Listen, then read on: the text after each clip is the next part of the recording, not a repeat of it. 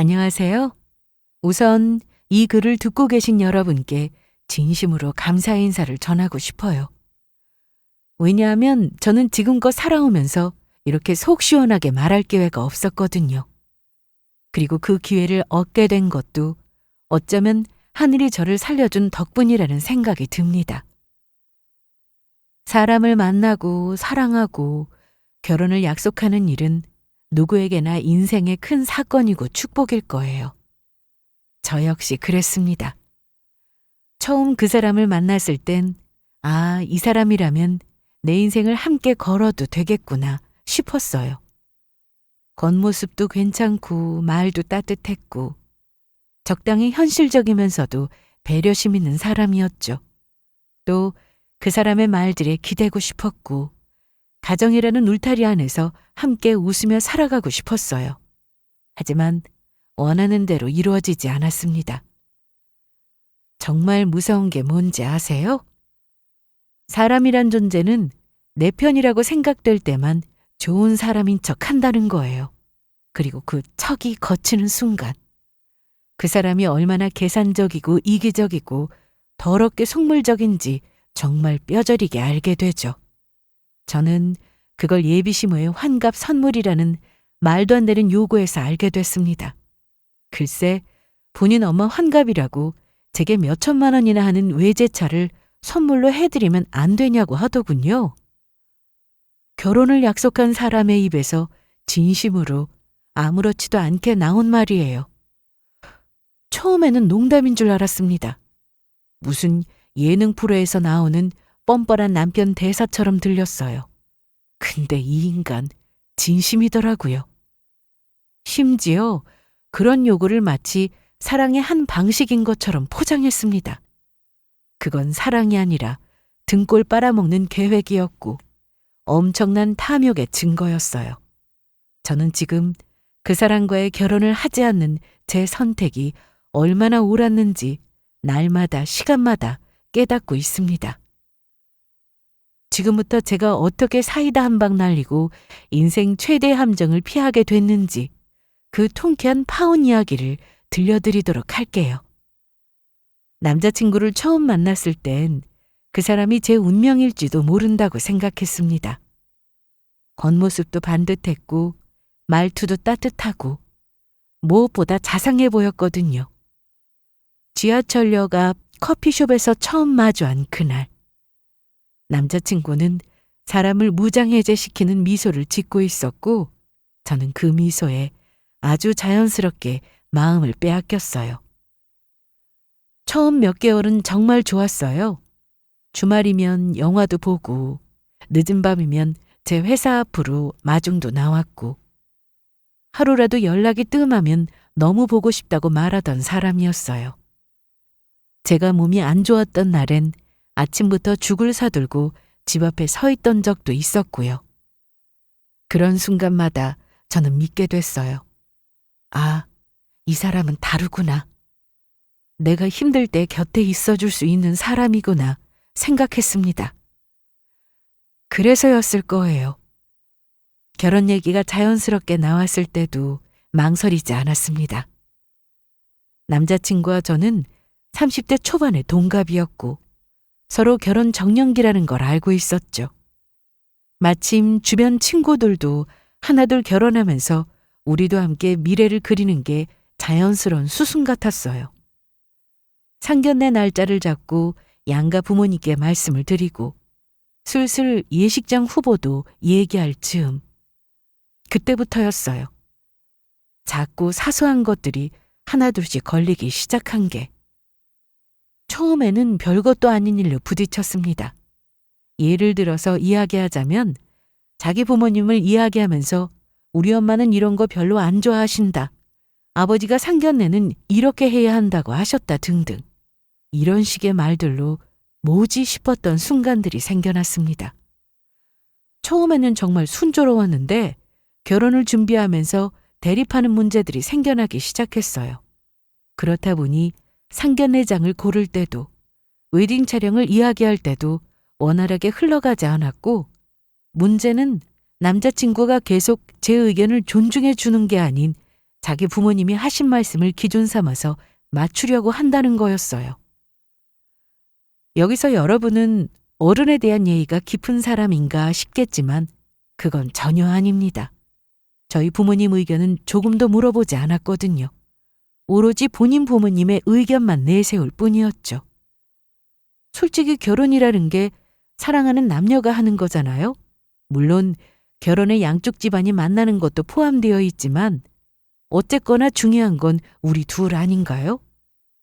보통 주변 이야기 들어보면 결혼식의 주인공은 신부와 신랑이니까 둘이 원하는 방향으로 맞춰가더라고요. 아니면 신부의 의견을 많이 반영해 주거나 전적으로 따라주더라고요. 그런데 남자친구는 그렇게 하지 않으니까 솔직히 속상하고 기분이 상할 때도 있었습니다. 나랑 결혼하는 건데 왜 이렇게 본인 부모님 이야기를 강조하지? 왜 그거대로만 하려고 하지? 이해가 안 됐어요. 처음에야 좋게 그런가 보다 하고 넘길 수 있지만 그게 몇 번 반복되니까 저도 지치더라고요. 그래서 이 일로 남자친구랑 대판 싸웠습니다. 그래도 결국은 남자친구가 미안하다며 사과하고 잘 마무리됐어요. 이때 쌓여있던 감정들이 한꺼번에 폭발하면서 제 마음에 담아둔 이야기를 모조리 다 꺼냈거든요. 남자친구는 계속 그런 뜻이 아니었다. 전적으로 저를 존중하고 따라줄 마음이 있다. 다만 부모님이 우리보다 오래 사셨으니 그만큼 경험이 풍부하고 조언해 주실 것들이 많지 않겠냐. 또 어른들 말 들어서 나쁠 거 하나 없고 다 우리 잘 되라고 도와줄 겸 조언하는 마음으로 이야기해 주시는데 흘려들으면 안 되지 않냐고 하더라고요. 남자친구의 말이 아예 틀렸다는 건 아니지만 저는 이해가 안 돼서 뭐라고 따졌습니다. 우리 위해서 해주신 말씀이라는 건 이해하지만 강도의 문제인 것 같다고 했어요. 어느 정도 귀담아 들을 건 귀담아 듣고 참고해서 적절히 적용하면 되는데 무조건 부모님이 하신 말씀이 맞다면서 내세우는 건 날 존중하지 않는 행동 아니냐고 했어요. 그랬더니 나중에는 자기 잘못을 인정하고 제게 진심으로 미안하다고 사과했습니다. 본인이 너무 의욕에 앞서서 그랬다고. 그 부분을 생각하지 못해서 미안하다고 했고 앞으로는 그러지 않겠다고 약속했어요. 연애를 시작하고 나서 이렇게 크게 싸운 건 처음이었습니다. 자칫하면 파혼으로 이어질 수 있는 일이었는데 결국에는 남자친구가 자기 잘못을 인정하고 고치겠다고 하니까 한 번만 봐주겠다고 하고 넘어갔어요. 하지만 진짜 시작은 그 다음부터였습니다. 그렇게 한바탕 싸웠으니 조심할 거라 생각했어요. 그런데 시간이 지날수록 또다시 저를 존중하지 않고 있다는 게 느껴졌습니다. 무엇보다 우리 집안의 경제적인 여유를 체크하면서 결혼하려고 하는 게 느껴졌다고 해야 할까요? 한 번은 같이 저녁을 먹다가 갑자기 제게 이런 질문을 던졌습니다. 예비 장인 장모님께서 결혼 준비 비용에 얼마 보태주시겠다는 말씀 없으셔? 아직 말씀 없으셨는데? 그건 왜? 우리 둘이 모아놓은 돈으로 해결하기로 했잖아. 부족한 건 대출받고. 그렇긴 한데 그래도 도와주실 수 있으면 도움받는 게 낫지. 보니까 너희 집안 그렇게 못 사는 수준 아닌 것 같고 어느 정도 보태주실 수 있을 것 같은데. 아니야? 못해도 예물은 도와주시지 않을까? 얼마 정도로 생각하시려나? 남자친구의 말을 듣고 저는 속으로 깜짝 놀랐어요. 아직 상견례를 한 것도 아니고 양가집에 인사도 안 드린 상황이었습니다. 당연히 혼수 얘기를 구체적으로 꺼낸 적도 없고요. 그런데 남자친구는 이미 머릿속으로 계산기를 돌리고 있는 것 같더라고요. 물론 결혼은 현실이니까 현실적인 이야기를 먼저 한다고 해서 나쁜 건 아니라고 생각됐습니다. 둘이 결혼하기로 마음먹은 이상 그런 이야기가 잘못된 건 아니지만 느낌이라는 게 있잖아요. 이상하게 썩 내키지 않고 좋지 않은 느낌이었습니다. 마치 우리 집에 뭔가를 바라는 느낌이라고나 해야 할까요? 또 우리 가족에 대해 이야기할 때 알 수 없는 약간의 우위의식까지 묻어났습니다. 본인 친구들은 예비 신부가 이걸 해줬다더라, 저걸 해줬다더라, 예비 장인 장모가 얼마를 보태줬다더라. 그런 이야기를 아무렇지 않게 늘어놓았습니다. 마치 저보고 듣고 눈치껏 알아서 하라는 식으로요. 그러면서 본인 부모님이 얼마 보태주신다는 이야기는 쏙 빼고 말하더라고요. 저는 결혼이라는 게 모든 걸 다 맞출 수는 없으니까 서로 조금씩 이해하고 조율해 나가는 거라 생각했습니다. 그런데 남자친구랑 결혼 준비를 하면 할수록 이게 맞는 건가, 뭔가 잘못되어 가는 느낌을 받았어요. 제가 생각하는 모습과는 전혀 달랐습니다. 웃긴 게 양가 부모님이 도와주시기를 바라면 본인 부모도 얼마 보태주실 수 있는지 그런 것도 생각해야 하는데 오로지 우리 부모님만 도와줘야 한다는 식으로 이야기하니까 기분이 나쁘더라고요. 그래서 부모라고 해서 자식이 결혼할 때 꼭 도와줘야 할 의무 없다. 물론 먼저 도와주시겠다고 하면 감사한 일이지만 그러지 않아도 뭐라고 할 수 없는 부분이다. 이만큼 키워주신 것만으로도 감사할 일이고 결혼 문제는 우리가 얼마든지 알아서 할 수 있지 않냐고 했습니다. 우리는 성인이고 경제적인 활동을 하고 있고 더 이상 애가 아니잖아요. 자신의 삶을 충분히 책임질 수 있는 나이니까 부모에게 과하게 의존하려 하는 건 보기 안 좋다고 콕 집어 이야기했어요. 그랬더니 멋쩍은 표정을 지으면서 그냥 한 소리인데 뭘 그렇게 예민하게 반응하냐고 아무렇지 않게 넘어갔습니다. 그날 이후 더 이상 관련된 이야기를 하지 않았지만 저는 이때부터 남자친구와의 미래가 걱정되기 시작했어요. 연애할 때는 정말 몰랐는데 막상 결혼을 준비하면서 보니까 이 사람이 맞는 걸까? 이 남자와 결혼하는 게 정말 괜찮은 걸까? 하는 의문이 들었고 망설여졌습니다. 왜 그런 사람이 있다고 하잖아요. 연애하기 좋은 사람과 결혼하기 좋은 사람. 남자친구는 어쩌면 연애 상대로만 괜찮은 사람이 아닐까 하는 생각이 들었어요. 남자친구랑 이런저런 일로 부딪히면서 몰랐던 모습을 보게 됐고 그로 인해 조금씩 정이 떨어지지 않았나 싶었습니다. 그래서 혼자 고민하다가 조금 더 지켜보고 결정하자는 생각에 도달했어요. 결혼 준비하면서 내가 너무 예민해진 걸 수도 있고 남자친구는 그런 의도로 말한 게 아닌데 내가 괜히 오해해서 해석하는 거 아닌가 싶기도 했습니다. 또 인정하기 싫은 마음도 있었던 것 같아요. 내가 선택한 이 사람이 틀렸다는 그 믿음을 부정하고 싶지 않았습니다. 연애를 시작하고 나서 참 예쁘게 만나왔고 또 이미 주변에 결혼할 거라고 이야기 다 해놓은 상태인데 이걸 없던 일로 하기가 부담스럽더라고요. 부모님과 주변의 남자친구 이야기하면서 정말 좋은 사람이라고 자랑을 많이 하기도 했거든요. 정말 좋은 사람이라서 결혼을 결심했고 그렇게 이야기했는데 내가 잘못 알았다. 이 사람은 아니다 하면서 파혼하는 게 쉽지 않더라고요. 무엇보다 제가 옆에서 지켜보면서 결혼을 결심한 이유가 있을 거잖아요. 파혼하면 그런 이유가 다 부정되는 거니까 제 선택이 틀렸다는 걸 인정하는 게 어렵더라고요. 그래서 당장 결정하지 말고 우선은 조금만 더 시간을 갖고 지켜보기로 했습니다. 소통을 통해 얼마든지 개선하고 해결할 수도 있을 거라는 희망과 믿음을 가지면서요. 하지만 그 믿음은 우리 엄마 환갑 선물로 외제차 하나 해줘라는 그 말도 안 되는 한마디에 산산조각 났습니다. 그날은 유난히 날씨가 맑았어요. 가을 햇살이 따뜻하게 비추는 평범한 일요일 오후였고 우린 오랜만에 여유롭게 데이트하며 결혼 준비에 관한 이야기를 나누었죠. 전형적인 연인들처럼요. 강가 근처 산책로를 따라 손을 맞잡고 걸으니 가을 냄새가 물씬 풍기고 문득 평화롭다는 생각이 들었습니다.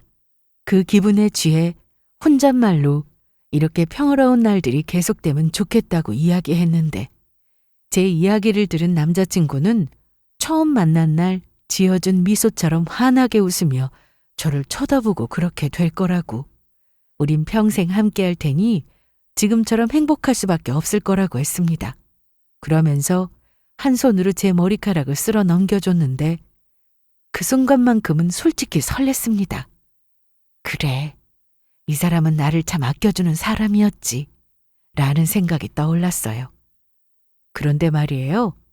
정말 아이러니하게도 그날이었어요. 오랜만에 잊었던 설렘을 느끼고 다시금 생겨나는 믿음이 산산이 깨진 날이. 늦은 밤 남자친구가 저를 데려다 줬는데 그때 운전대를 잡은 책 툭 던지듯 이렇게 말했습니다. 아, 맞다. 곧 있으면 우리 엄마 환갑이야. 한두 달 정도 남았나? 아무튼 환갑 기념으로 차를 바꿔드릴까 하는데 네가 차 한 대 뽑아드리는 건 어때? 이왕이면 외제차로. 뭐? 외제차? 그걸 나더러 뽑아드리라고? 남자친구의 말을 듣고 두 귀를 의심했습니다. 하도 아무렇지 않게 이야기해서 내가 잘못 들은 건가 싶었어요. 그래서 다시 물어봤더니 남자친구는 아주 태연하게 그렇다고 했습니다. 여기서부터 어이가 없어서 정색하고 그 말을 진심으로 하는 소리냐고 물었어요. 어처구니가 없었지만 진심으로 하는 소리인지 확인하고 싶었습니다. 그러자 남자친구는 그렇다면서 고개를 끄덕거렸고 요즘 외제차 얼마 안 한다면서 이왕 뽑아드리는 거 좋은 거로 뽑아드리면 좋지 않겠냐고 했습니다. 그래서 저는 중고 외제차를 이야기하는 거냐고 물었더니 중고가 아닌 새 차를 이야기하는 거였습니다. 그것도 엄청난 고가의 외제차를요. 중고차는 무슨, 이왕 뽑아드리는 건데 새 차가 낫지. 내가 알아보니까 벤츠가 딱 좋을 것 같아. 요즘 나오는 모델 중에 새로 리뉴얼된 거 있거든? 그거 흰색으로 뽑으면 될 것 같아.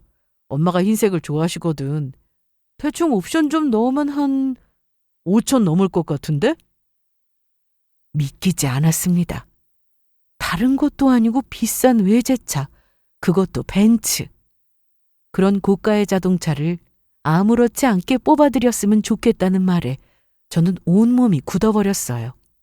남자친구는 떨리는 제 목소리에도 아랑곳하지 않고 차 이야기만 주저리주저리 떠들어댔습니다. 저는 그 모습을 보고 정말 진심으로 하는 말이구나 라는 걸 깨닫고 다시금 회복된 마음이 산산이 조각나서 다 무너져 내리는 기분을 느꼈어요. 그래서 그걸 내가 뽑아드려야 되는 거냐고 물었더니 그제야 고개를 돌려 제 표정을 확인하고는 심각한 분위기임을 인지했습니다. 순간적으로 당황한 기색이었지만 이내 표정을 가다듬고 이렇게 말했어요. 아직 결혼한 건 아니지만 곧 결혼할 거니까 선물해드려서 나쁠 거 없고 자신이 해드리는 것보다 며느리가 해드리는 게 더 의미 있지 않겠냐고 했습니다. 엄마한테는 제가 처음이자 마지막 며느리인데 결혼 전에 이렇게 챙겨주면 너를 얼마나 이뻐하겠냐고. 자기 엄마가 지금도 며느리감으로 마음에 들어 하시지만 이럴 때 선물 하나 제대로 해두면 예뻐하는 마음이 더 커질 거고 그게 평생 가는 거라고 했습니다. 어른들은 이런 거 확실하게 챙겨주면 되게 좋아하신다고 했고 나중에 살면서도 우리 며느리 하면서 떠받들지 않겠냐고. 너를 대하는 분위기 자체가 달라질 거라는 말도 덧붙였어요. 그리고 네가 우리 엄마한테 잘하면 자기도 가만히 있겠냐고. 본인도 장인 장모님에게 진짜 잘하지 않겠냐고. 이런 게 효도 경쟁이라고 웃으면서 이야기하는데 저는 정말 머리를 누가 망치로 때린 것 같이 정신이 혼미했고 또다시 남자친구한테 오만정이 떨어져 나갔습니다. 아무렇지 않게 말하는 그 말투, 그리고 그 당당한 얼굴. 모든 게 순간적으로 낯설고 혐오스러웠어요. 그러면서 이론적으로 눈치가 없어서 하는 소리인가 싶다가도 나를 호구로 보고 이러는 건가 싶은 생각에 한동안 말을 잃었습니다. 무슨 말을 어떻게 꺼내야 할지도 몰랐고 이 상황이 실제인지도 헷갈릴 정도였어요.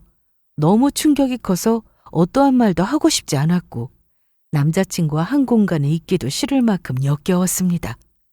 그래서 속이 안 좋으니까 당장 차를 세우라고 했고 남자친구는 갓길로 차를 정차시켰어요. 제게 괜찮냐면서 물어보더니 손으로 머리를 만지려고 했지만 그 손길이 너무도 싫어서 얼른 차문을 열고 내렸습니다. 그리고 밖에 나오자마자 울렁거리는 속을 달래며 근처에 있는 택시 정류장으로 향했어요. 마침 택시가 서 있길래 그 차를 타고 집으로 향했습니다. 집으로 가면서부터 집에 도착할 때까지 남자친구한테 계속해서 전화와 문자가 미친 듯이 왔지만 모든 연락을 전부 차단했습니다. 사람 마음이 와장창 무너지면 진짜 뭘 해야겠다, 어떻게 해야겠다는 생각이 아예 안 들어요. 그냥 그 상황을 피하고 싶을 뿐이죠. 제가 그랬어요. 그래서 모든 연락을 무시한 채 밤을 지새웠습니다. 생각하고 싶지 않아도 머릿속에는 남자친구의 생각들로 가득했어요. 그래서 잠 한숨 못 자고 생각하고 또 생각했습니다. 그리고 이 결혼은 절대로 하면 안 된다. 결혼 전에 도망가라고 하늘이 도와주시는 거라고 생각했고 남자친구와 끝내기로 마음먹었습니다. 앞서 남자친구의 어이없는 행동으로 파혼을 고려하던 중이었는데 이번 일로 확실해졌죠. 어떠한 말과 회유에도 달라지는 건 없습니다. 저는 남자친구와 파혼하기로 마음을 굳혔어요. 하지만 이렇게 끝날 수는 없는 노릇이었습니다. 이런 말도 안 되는 상황을 당하고 상처 입은 건 나인데 그냥 순순히 파혼하자고 말하는 건 너무 쉽잖아요? 또 공평하지도 않고요. 그래서 저는 머릿속으로 어떻게 하면 좋을까 생각하다가 파혼의 책임을 남자친구에게 묻기 위해서는 증거를 남겨야 한다고 생각했습니다. 그래서 다음 날 바로 남자친구한테 연락했어요. 남자친구는 몇 번의 신호음이 가자 바로 전화를 받더니 상기된 목소리로 어제 어떻게 된 거냐, 여태 연락 한 통 없다가 이제 연락하는 게 말이 되냐고 화를 냈습니다. 그래서 저는 대충 상황을 설명했어요. 갑자기 속이 너무 울렁거려서 내린 거고 몸이 너무 안 좋아서 빨리 택시 타고 집에 가고 싶었다고 했습니다. 괜히 남자친구 차에 토를 하는 등의 실수라도 하면 곤란하지 않겠냐고 둘러댔어요.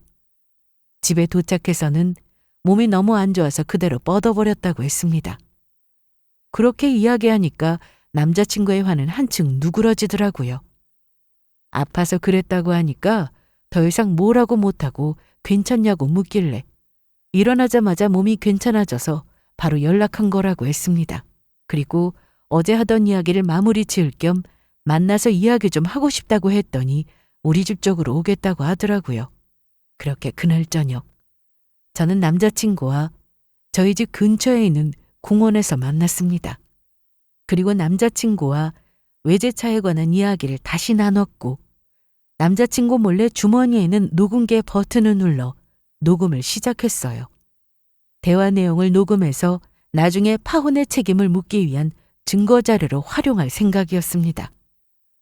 녹음기가 켜지고 저는 비장한 표정으로 남자친구를 보며 이렇게 말했어요. 그래, 알겠어. 어머님 환갑 기념으로 내가 외제차 사드릴게. 정말? 그게 정말이야?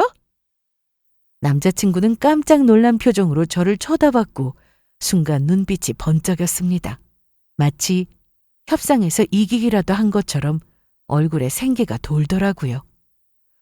그 모습이 가증스럽고 짜증났지만 저는 감정을 누르고 계속해서 말을 이어갔습니다.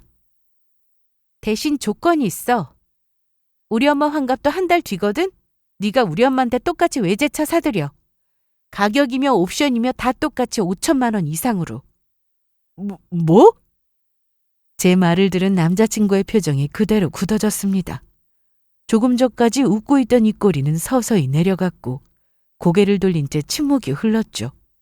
제가 생각한 방법은 이거였어요. 이에는 이, 눈에는 눈. 네가 하면 나도 하겠다는 전략이었습니다. 솔직히 말해서 저희 엄마 환갑은 1년 뒤거든요.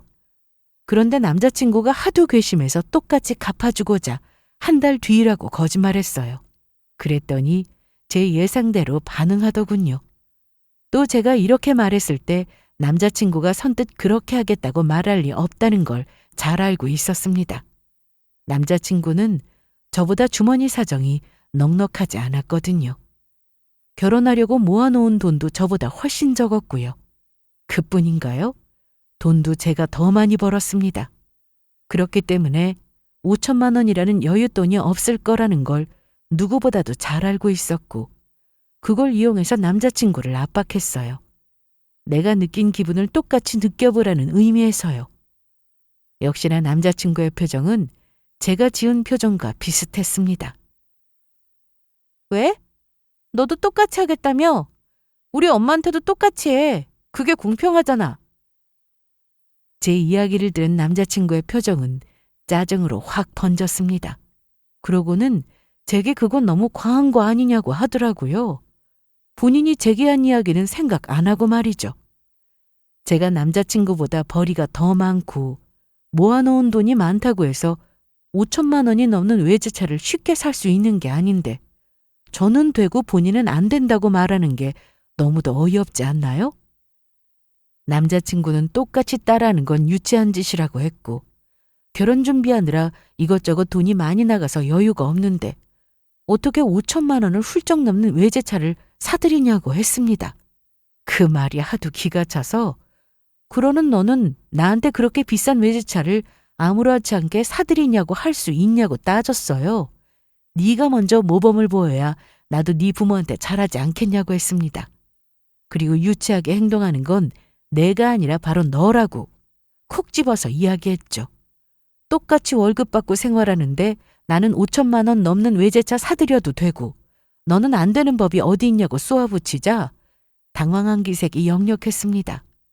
제 말이 다 맞고 딱히 변명할 게 없으니까 뭐라고 말도 못하고 어버버거리다가 기껏 생각한 게 자신의 엄마와 우리 엄마가 다르다는 거였어요. 아무래도 본인 집이 우리 집보다 더 못 사니까 더 챙겨야 할 게 많은 거 아니겠냐고 했고 또 자신의 엄마는 비싸고 좋은 걸 선호하는데 우리 엄마는 소탈하시지 않냐고 했습니다.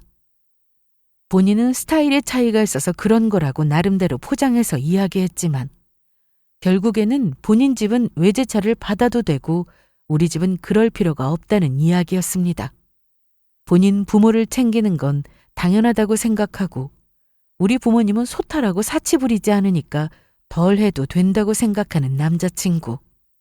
진짜 이때 남아있던 작은 것들마저 우수수 털렸습니다. 진짜 진절머리가 나더라고요. 내가 사랑했던 사람이 고작 이 정도였구나. 이 정도밖에 안 되는 남자였구나 싶은 게 정신이 번쩍 들었고 파혼하기로 마음먹은 게 정말 다행이라는 생각이 들었습니다. 제가 경멸에 가득한 눈으로 쳐다보자 남자친구는 말이 없었고 그 조용한 침묵이 그 어떤 말보다 많은 걸 증명해줬습니다. 그러면서 머릿속에서 무언가 번뜩이면서 그동안 봐왔던 남자친구의 말과 행동이 모두 퍼즐처럼 맞춰졌습니다. 남자친구가 평소에 자주 하던 말들이 갑자기 떠올랐거든요. 우리 회사는 기혼자한테 혜택이 많다. 결혼하면 사택 신청할 수 있다. 신혼부부 대출도 집값 반 넘게 나오니까 꽤 쏠쏠하다 등등의 말을 하고는 했는데 그게 다 결혼을 준비하면서 어떻게 자신에게 이득이 될까 여러 가지로 계산기를 두드리고 있었던 거였습니다. 그 생각에 더욱더 괘씸해진 저는 남자친구에게 파혼 의사를 전했어요. 나랑 결혼하려던 이유가 사랑이 아니라 네 인생을 조금 더 윤택하게 만들기 위한 계획이었던 것 같다. 그리고 혼자 효도하는 것보다 나까지 끌어들여서 같이 효도하려고 하는 심보도 역겨우니까 여기서 다 끝내자고 했습니다. 그랬더니 남자친구는 깜짝 놀라면서 무슨 그런 말을 아무렇지 않게 그렇게 쉽게 이야기할 수 있냐고 했어요.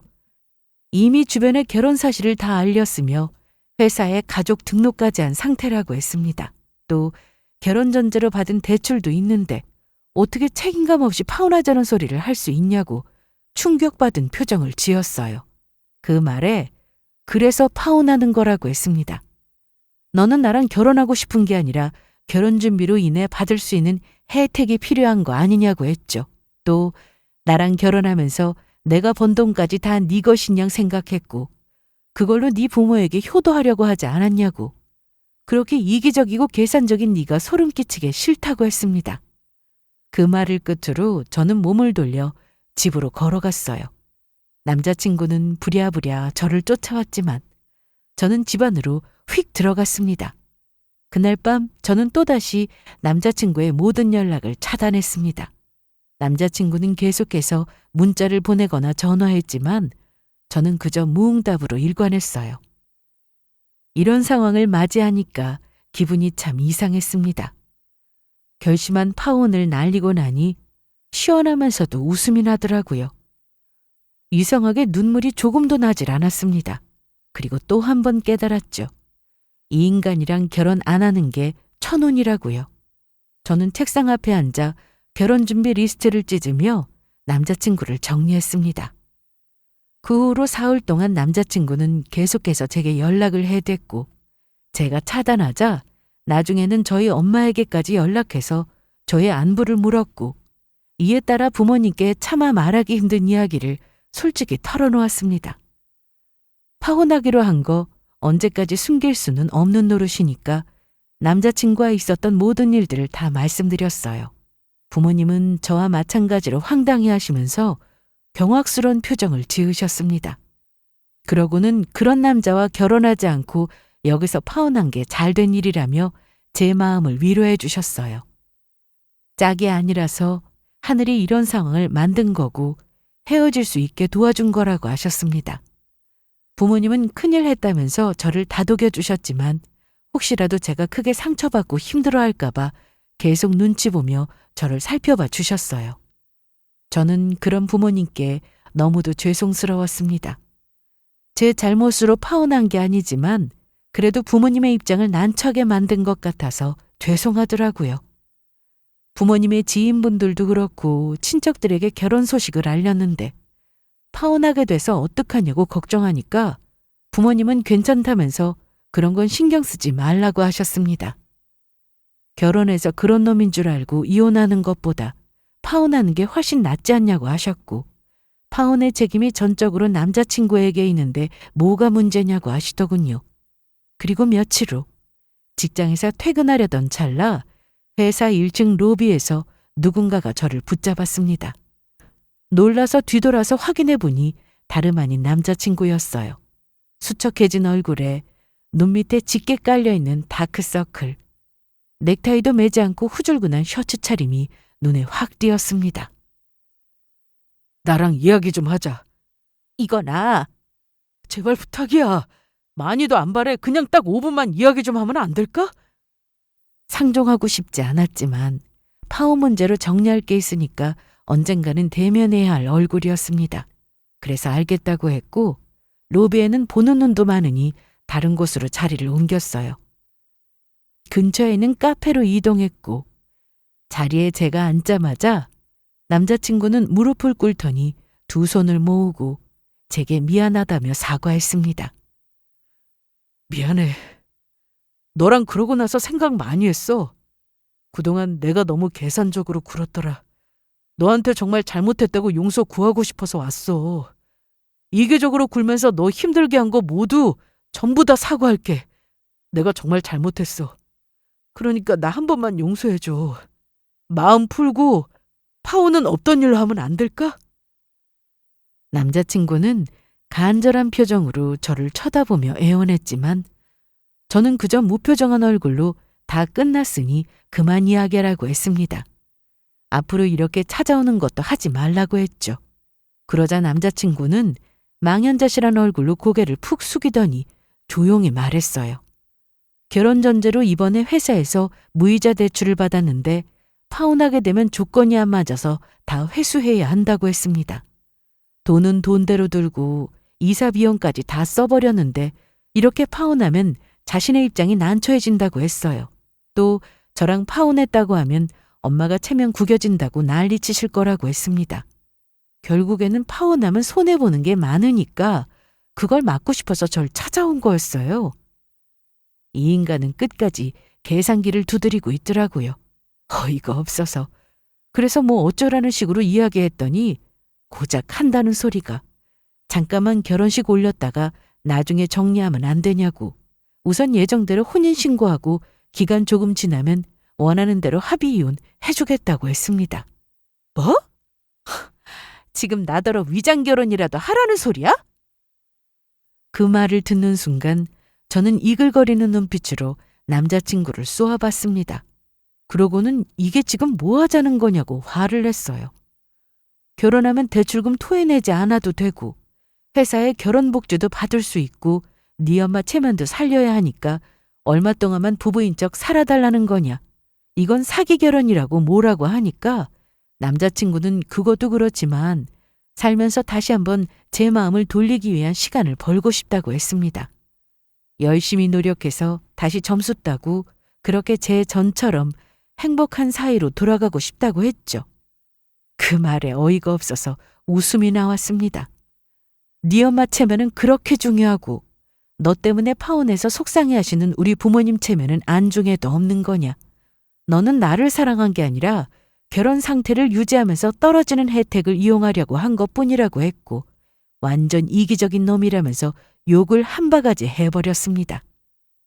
남자친구는 눈물을 글썽이며 파혼하면 다 토해내야 하고 그럼 자신은 무너지게 되어 있다고 했죠. 그 말에 저는 아주 단호하게 대답했습니다. 무너지라고요.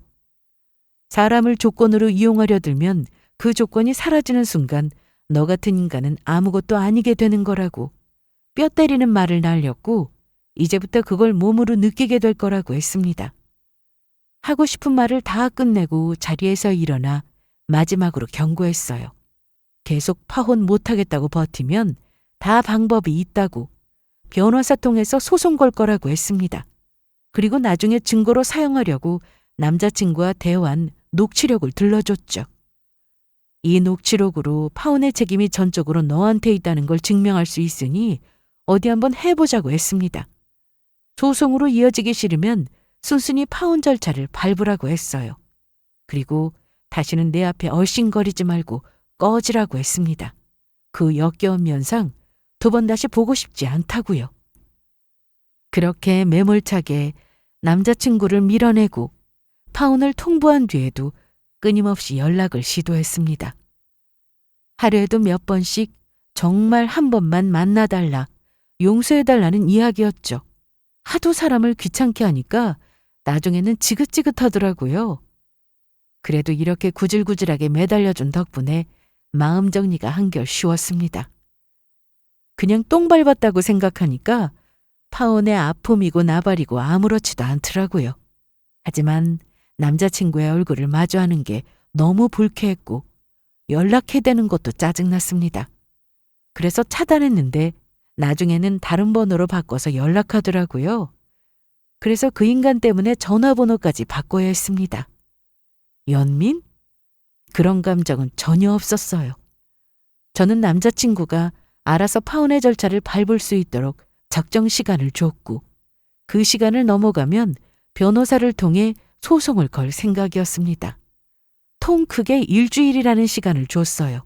그렇게 일주일 중 마지막 날을 보내고 있는데 퇴근하고 집에 가려니까 낯익은 얼굴이 저를 기다리고 있더라고요.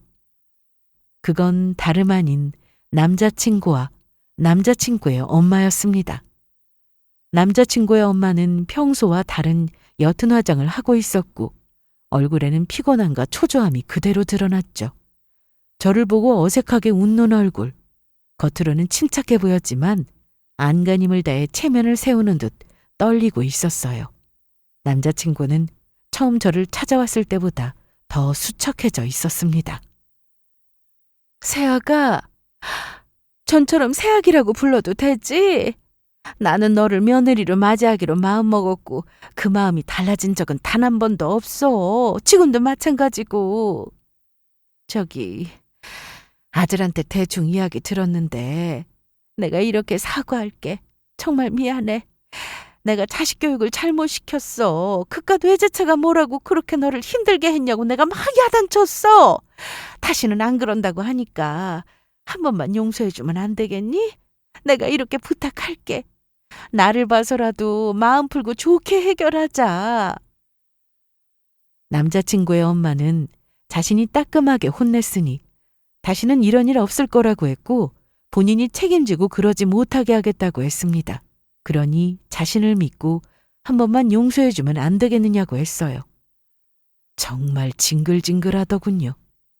남자친구까지 모자라서 엄마까지 데리고 오다니. 남자친구의 엄마는 결혼 전이라 서로 예민해서 별것도 아닌 일에 싸우기도 한다고 했고 이렇게 결혼하기 전에 한번 싸워보는 것도 좋은 경험이라고 했습니다. 다시는 이런 일 없도록 반복하지만 않으면 되는 거 아니냐고.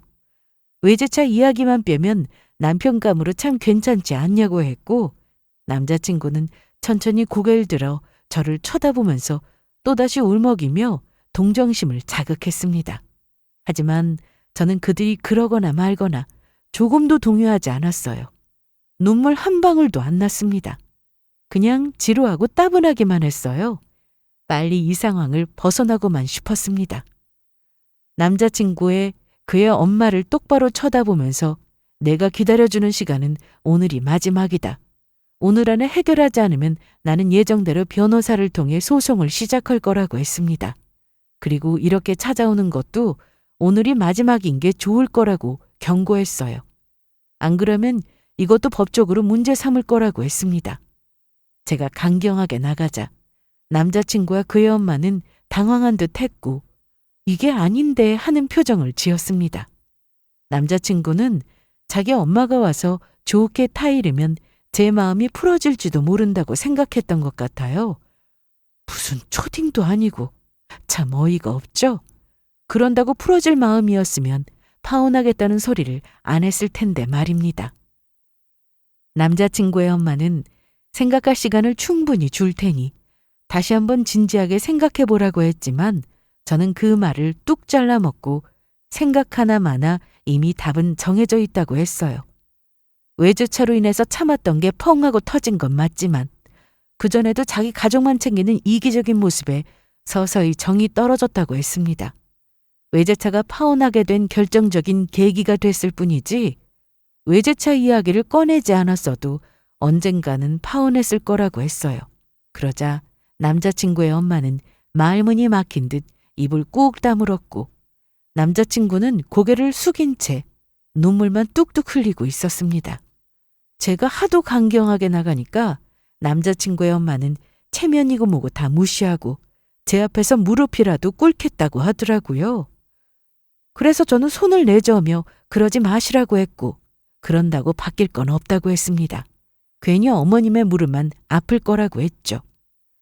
남자친구의 엄마 딴에는 무릎 꿇고 사과하는 게 초강수였을 거예요. 유일하게 가진 무기였을 겁니다. 하지만 제가 그걸 다 튕겨내니까 끝내 남자친구와 같이 울음을 터뜨리며 주저앉듯 무너졌어요. 그 모습에 남자친구는 손으로 눈물을 닦아내더니 자신의 엄마를 일으켜 부축하고는 그만하자면서 초라한 모습으로 돌아섰습니다. 그 일을 마지막으로 남자친구는 마음을 정한 듯 더 이상 저를 귀찮게 하거나 매달리지 않았어요. 그러고는 딱 한 통의 문자를 끝으로 우리 관계는 완전히 끝이 났습니다. 문자 내용은 이러했죠. 파혼에 동의하고 자신이 알아서 다 정리하겠다고요. 그렇게 제가 변호사를 통해 소송을 걸기 전 스스로 파혼 절차를 밟기 시작했습니다. 그 과정에서 발생하는 미약금이며 여러 가지 돈 문제는 다 남자친구 쪽에서 부담했어요. 아무래도 그래야 하니까 책임지고 마무리한 것 같습니다. 제게 녹취록이 있으니 그걸로 소송 걸면 본인들한테 손해인 걸 아니까 순순히 제가 하라는 대로 하더라고요. 파혼하면 돈이고 뭐고 다 토해내야 해서 금방이라도 죽을 듯이 와장창 무너져 내릴 듯이 난리쳤지만 어찌어찌 잘 해결했습니다. 어디서 돈을 빌렸는지 어쨌는지는 모르지만 그렇게 우리는 파혼했습니다.